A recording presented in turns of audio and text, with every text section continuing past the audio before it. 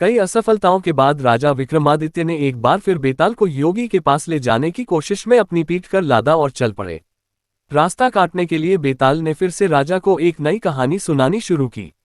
बहुत पुरानी बात है, यक्षकेतु नाम के राजा पुण्यपुर नामक राज्य में राज करते थे। उनका सत्यमणि नाम का एक दीवान था। सत्यमणि बड़ा ही समझदार और चतुर मंत्री था। वह राजा का सारा राजपाट संभालता था और विलासी राजा मंत्री पर सारा भार डालकर भोग में पड़ा रहता। राजा के भोग विलासिता में होते अधिक खर्च की वजह से राजकोष का धन कम होने लगा। प्रजा भी राजा से नाराज रहने लगी। जब मंत्री को इस बारे में पता चला कि सब राजा की निंदा कर रहे हैं, तो उसे बहुत दुख हुआ। फिर जब उसने देखा कि राजा के साथ उसकी भी निंदा हो रही है, तो उसे बहुत बुरा लगा।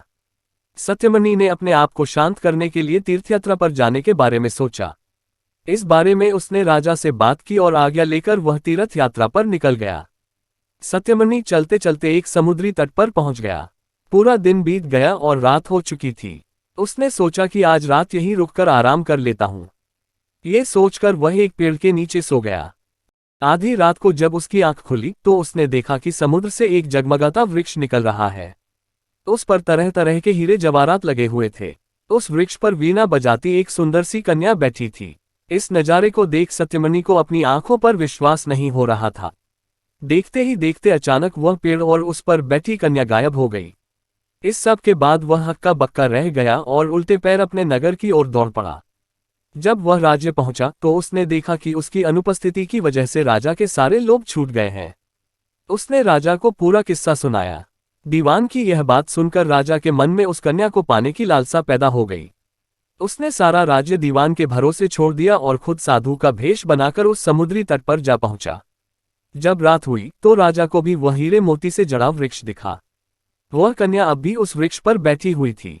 राजा तैरता हुआ उस कन्या के पास जा पहुंचा और उसे अपना परिचय दिया। फिर उसने कन्या से उसके बारे में पूछा। कन्या ने कहा, मेरा नाम मृगांकवती है और मैं राजा गंधर्व विद्याधर की पुत्री हूं। फिर राजा ने उसके सामने विवाह का प्रस्ताव रखा और कन्या ने कहा, आप जैसे महान राजा की रानी बनकर मेरा जीवन सफल हो जाएगा राजन, लेकिन मेरी एक शर्त है। मैं हर कृष्ण पक्ष और शुक्ल पक्ष की चतुर्दशी और अष्टमी को एक राक्षस के पास जाती हूँ जो मुझे निगल लेता है। आपको उस राक्षस को खत्म करना होगा। राजा यक्षकेतु ने तुरंत ये शर्त मान ली। इसके बाद शुक्ल पक्ष की चतुर्दशी आई तो मृगांकवती रात को बाहर निकली। उसके साथ राजा भी गया और छिपकर उस राक्षस का इंतजार करने लगा। कुछ देर बाद राक्षस वहां आया और कन्या को निगल गया। ये देखकर राजा ने राक्षस पर हमला किया और अपनी तलवार से उसका पेट चीरकर मृगांकवती को जीवित बाहर निकाल लिया। इसके बाद राजा ने उससे पूछा कि यह सब क्या है। इस पर मृगांकवती ने उत्तर दिया कि मैं हर अष्टमी और चतुर्दशी के दिन यहाँ शिव पूजा करने आती हूँ और जब तक मैं घर नहीं लौटती मेरे पिता मेरे बिना कभी भोजन करते। एक बार मुझे घर पहुंचने में देर हो गई और पिताजी को अधिक देर तक भूखा रहना पड़ा। जब मैं घर लौटी तो वह बहुत गुस्सा थे और उन्होंने मुझे श्राप दे दिया कि जब भी मैं चतुर्दशी के दिन पूजा करने जाएंगी तो एक राक्षस मुझे निगल लेगा, फिर मैं उसका पेट चीरकर बाहर निकल आया करूंगी।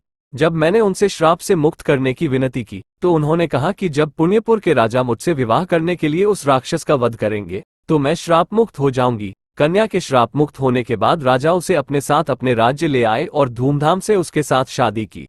इसके बाद राजा ने दीवान को सारी कहानी सुनाई और यह सब सुनकर दीवान की मृत्यु हो गई।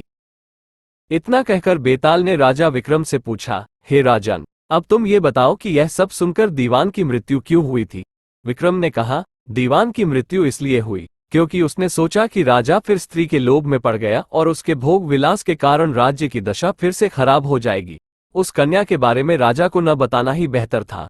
राजा विक्रम ने जैसे ही उत्तर दिया, बेताल फिर से पेड़ की ओर उड़ चला और जाकर उस पर उल्टा लटक गया। वहीं राजा विक्रमादित्य एक बार फिर बेताल को पकड़ने उसके पीछे दौड़ पड़े।